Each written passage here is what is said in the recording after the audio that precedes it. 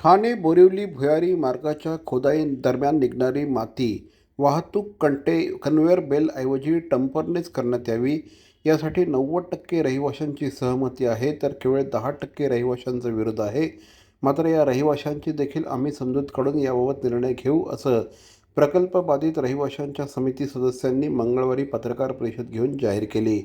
त्यामुळे माती वाहतूक कन्व्हेअर बेल्टऐवजी डंपरनेच होणार असल्याचं आता जवळपास स्पष्ट झालं आहे. तसंच ठेकेदारीकडून नव्हे तर परिसरातील गृहसंकुलाच्या बांधकामांमुळे हवा प्रदूषण होत असल्याचा दावा देखील यावेळेस करण्यात आला. राज्य शासनाचा महत्त्वाकांक्षी प्रकल्प असलेल्या ठाणे ते बोरिवली भुयारी मार्गाच्या खोदाई दरम्यान निघणाऱ्या मातीच्या वाहतुकीसाठी कन्व्हेअर बेल्टचा प्रस्ताव रद्द करून त्याऐवजी डंपरने माती वाहतूक करण्याचा निर्णय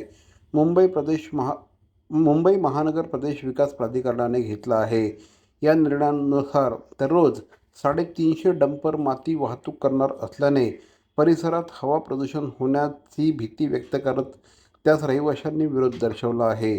त्यामुळे ठाणे ते बोरिवली भुयारी मार्ग प्रकल्पाचं काम पुन्हा वादात सापडलं असून यासंबंधीचं वृत्त प्रसारित होताच प्रकल्प बाधित रहिवाशांचे समिती सदस्य राकेश मोदी, नगरसेवक सिद्धार्थ पांडे, आशुतोष शिरोळकर, निवृत्त अभियंता भिडे धाने मुजुमदार आणि शरद वासकर यांनी पत्रकार परिषद घेऊन याबाबत आपली भूमिका स्पष्ट केली. ठाणे ते बोरिवली भुयारी मार्गाच्या खोदाईतून निघणाऱ्या मातीची वाहतूक कशी करायची यावर गेल्या अनेक दिवसांपासून चर्चा सुरू आहे. MMRDAने 3 पर्याय दिले होते. युनी अपेक्सपर्यंत भुयारी मार्गाचं काम पहिल्या टप्प्यात करणं आणि त्या मार्गाद्वारे डंपरने माती वाहतूक करणं हा पहिला पर्याय होता.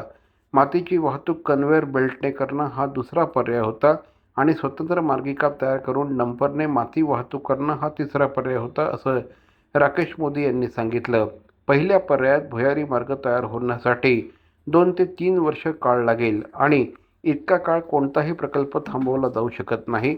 दुसऱ्या पर्यायात कन्व्हेअर बेल्टची यंत्रणा उभारणं, त्याच्या दोन्ही बाजूला मार्गरोधक उभारणं अशी कामं करावी लागणार असून त्यानंतरही हवा आणि ध्वनी प्रदूषणाचा धोका कायम राहण्याची शक्यता आहे.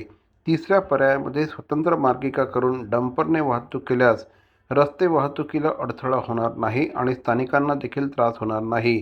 या तिन्ही पर्यायांबाबत अद्याप कोणताही निर्णय झालेला नसला तरी कन्व्हेअर बेल्टऐवजी डंपरनेच वाहतूक करण्यात यावी, यासाठी 90% रहिवाशांची सहमती आहे.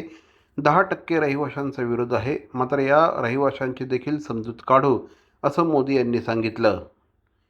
मुल्लाबाग परिसरात 20 फेब्रुवारीला हवा गुणवत्ता निर्देशांक 234 इतका होता. 18 फेब्रुवारीला हवा गुणवत्ता निर्देशांक 143 होता. यात डंपरने माती वाहतूक झाल्यास ध्वनी, हवा प्रदूषणात वाढ होईल, वाहतूक कोंडीची समस्या निर्माण होईल अशी भीती रहिवाशांनी व्यक्त केली होती. त्यावर मोदी यांनी स्पष्टीकरण देताना हवा प्रदूषणाची इतर कारणंही स्पष्ट केली. भुयारी मार्गाच्या ठेकेदाराकडून हवा प्रदूषण रोखण्यासाठी उपाययोजना करण्यात येत आहेत. त्यांना दिलेल्या निर्देशाचे ते पालन करत आहेत. परंतु परिसरात बांधकाम प्रकल्प उभारण्यात येत असून तिथे बिल्डर नियम पाळत नसल्याने हवा प्रदूषण होत आहे.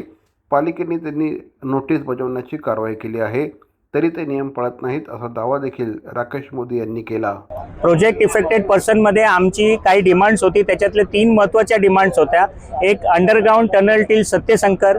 एप्रिल 2024 पासून आम्ही ही सुरुवात केली होती आणि आज तुम्हाला बोलायला आम्हाला फार आनंद होतोय की अंडरग्राऊंड टनल टिल सत्यशंकर ही डिमांड आमची फुलफिल झालेली आहे. त्याच्यानंतर दुसरा विषय होता की मक हॉलिंगच्या विषयाला घेऊन MMRDAने आम्हाला सांगितलं होतं की कन्व्हेअर बेल्टच्या माध्यमातून ते करणार. पण आम्ही त्यांना सांगितलं होतं की सुरुवातीला आमची टेल कंप्लीट करून टाका, म्हणजे आमची लाईफस्टाईल क्लिअर होईल आणि आतल्या ते काम चालू राहील.